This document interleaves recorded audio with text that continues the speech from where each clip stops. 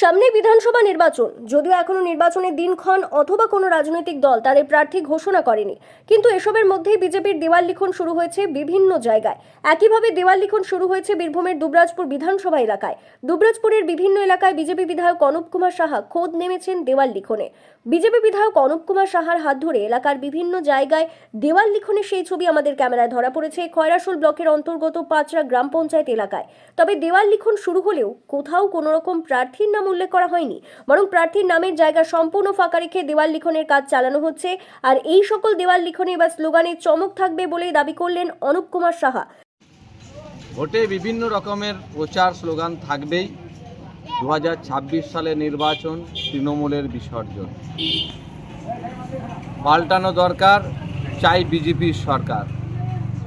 বিভিন্ন রকমের স্লোগান, যা মানুষের সমস্যা নিয়ে স্লোগান থাকবে। বেকার যুবকরা যারা কাজ পায়নি, বাংলার বেকার যুবকরা চাকরি চায়, সেই নিয়ে স্লোগান থাকবে। নারী সুরক্ষা নিয়ে স্লোগান থাকবে। স্বাস্থ্য ব্যবস্থার বেহাল পরিস্থিতি, সেটা নিয়ে স্লোগান থাকবে।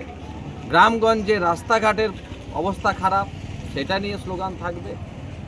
প্রত্যেকটা ক্ষেত্রে যে ব্যর্থ, তাই নতুন যে সরকার হবে, আমরা বিভিন্ন স্লোগান যা মানুষের জন্য এবং মানুষ 15 বছর ধরে যে সমস্যা ভুগছেন, সেই সমস্যাকে আমরা বিভিন্ন স্লোগানে তুলে ধরব। যদিও বিজেপির এই দেওয়াল লিখনের বিষয়টিকে খোঁচা দিয়ে তৃণমূলের তরফ থেকে জানানো হয়েছে বিধায়ক নিজে দেওয়াল লিখনে নেমেছেন অথচ নিজের নাম লিখতে পারছেন না। তাহলে কি তিনিও নিশ্চিত নন যে এই এলাকায় তিনি প্রার্থী হবেন না অন্য কেউ? পাশাপাশি তৃণমূলের তরফ থেকে খোঁচা দিয়ে মলয় মুখোপাধ্যায় জানিয়েছেন কেন তারা বলতে পারছেন না 5 বছর বিধায়ক থেকেও এলাকায় উন্নয়ন করেছি।